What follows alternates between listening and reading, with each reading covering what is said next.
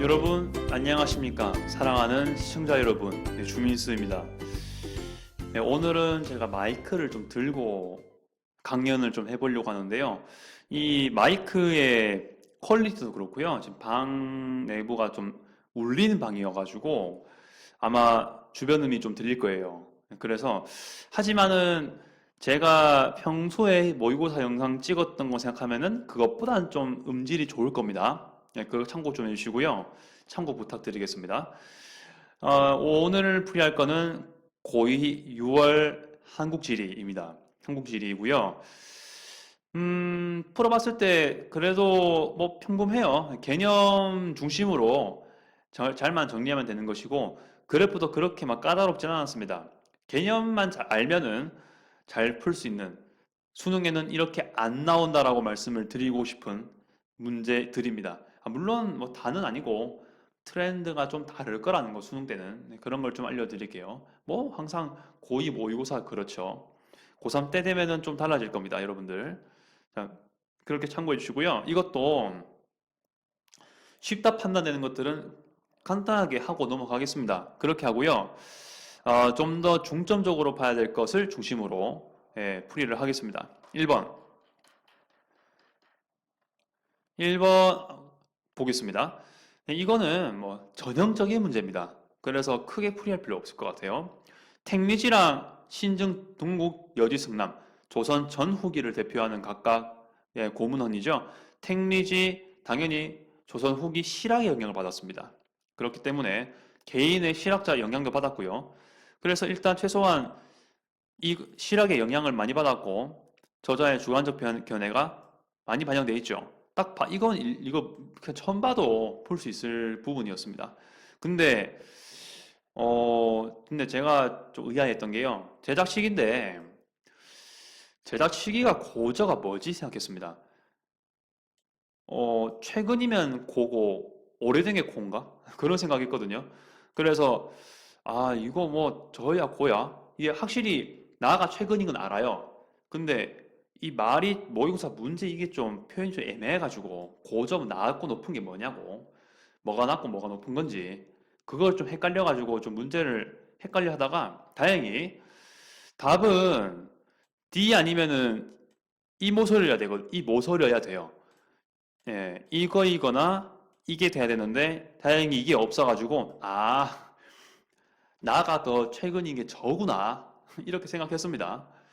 그래서 제작 시기가 저인 거는 최근인 거라고 이 문제를 통해 제가 체득을 했습니다.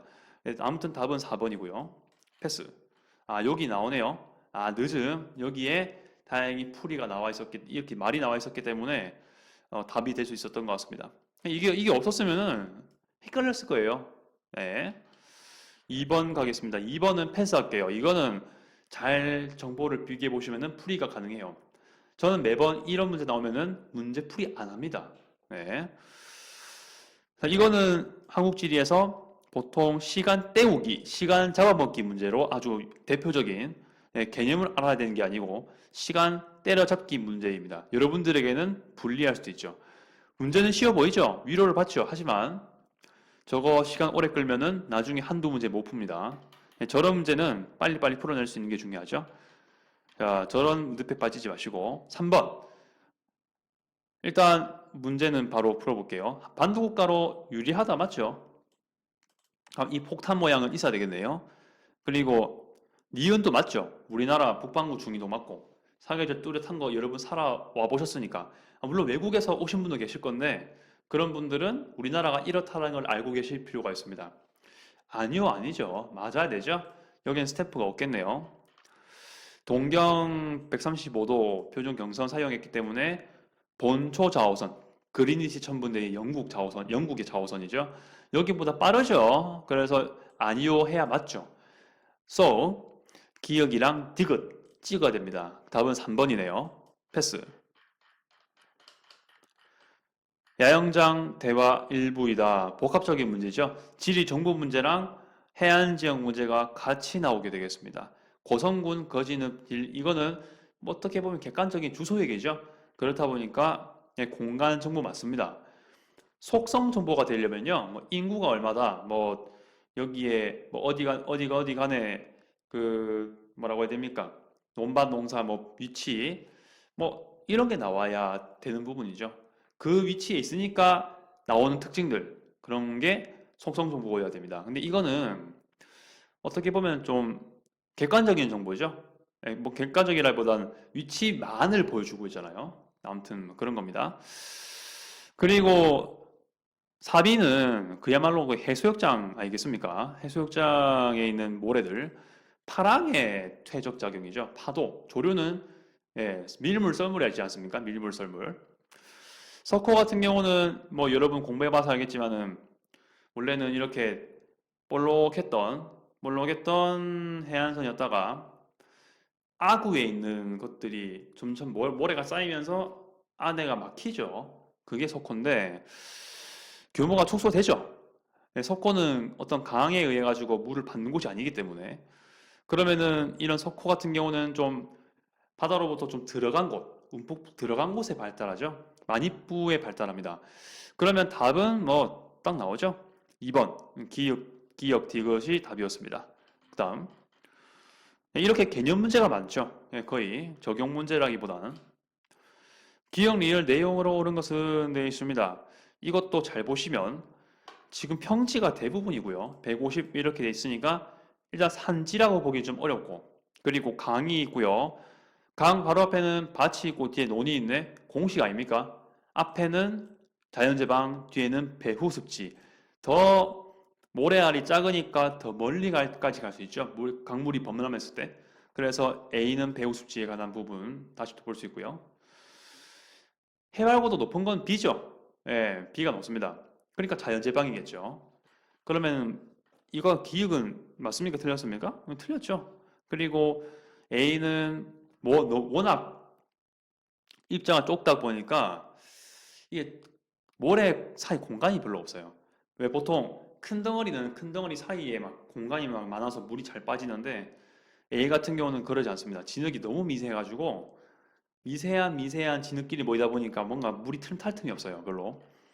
그래서 밭으로 이용되지 않습니다. 논으로 이용되죠. 그리고 B는 A보다 입자 크기가 크죠? 예, 큽니다. 아까 제가 설명해 드렸죠. 멀리 못 갑니다. 예, 멀리는 안 나가. 다음 배우습지 자연지방 너무 깔끔하게 정리했습니다. 답은 5번. 예, 자유공유 하천의 아주 정석적인 부분이었습니다. 그렇게 됐죠. 그 다음에 참고로 해서 여기 지금 이렇게 된 부분 있죠.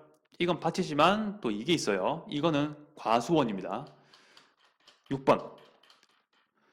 아까 5번 때 이미 자유공유하천 나왔는데 또 여기 나왔네. 네, 아무튼 보겠습니다. 고른 것은 되어 있습니다. 계절에 따른 하천의 유량 변화가 크다. 왜냐? 강수량 차이가 크죠. 여름에 아주 집중이 많이 됩니다. 겨울 때는 별로 없고요. 반드시 설명이고요. 이거 외우셔야 될 것 같아요. 하구뚝이 왜 이 세 곳에 있는지는 여러분 그냥 기억하셔야 돼요. 단 한강에 없는 이유는 좀 이해하실 수가 있습니다. 북한하고 연결해야 돼요. 하구뚝 한강에 하려면은. 네, 그래서 한강에 하구뚝이 없는 이유 중에 하나가 대표적인 게 북한하고 해안 강 연결해야 되기 때문에 그게 좀 문제가 돼서 판단이 될 것 같습니다. 그리고 감익공야천은 유럽 변경이 활발한 편이다. 아니죠. 산지에 있으니까요. 이거는 측방 침식이죠. 워낙 평지니까 옆에가 뭐 반개될 게 없으니까요. 하방 침식은 바닥을 뚫는 거죠. 아무튼 이것도 답을 그렇게 여러분들이 1번으로 정리하시면 될 것 같습니다. 7번. 지금 이거 밖에서 하는 거 아닙니까? 밖에서. 그 지역 주민 설문조사 뭐 폐강촌 야외조사죠. 끝입니다. 3번이고요. 지금 오름이 있죠? 이건 기생화산이라는 걸 반드시 아셔야 됩니다.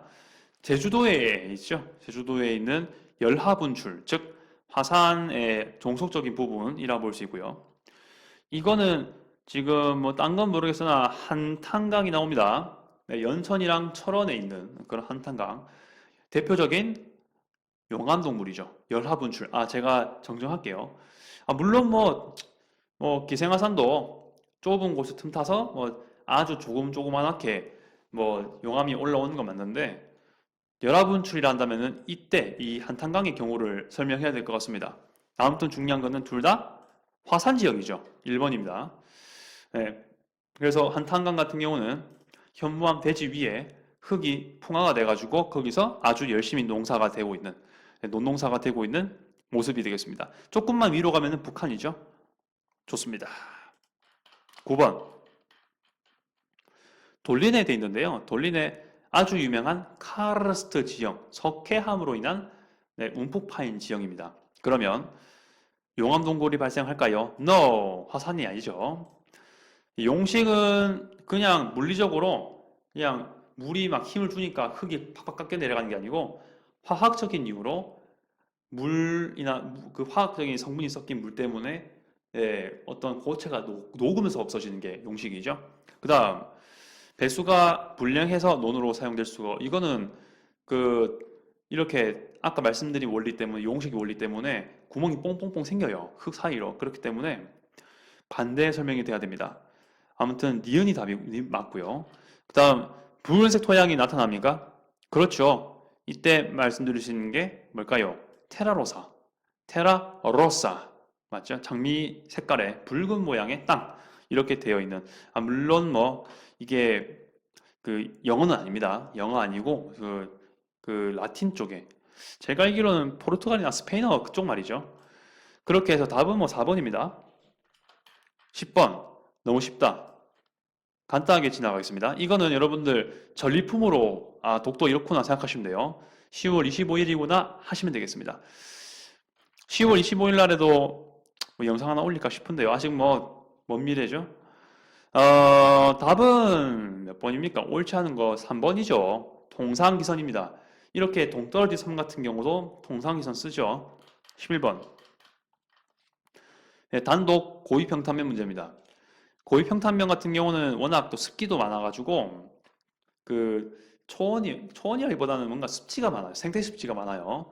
천연기념물도 꽤 있고 그래서 기억이 아니란 걸 아실 수 있고요.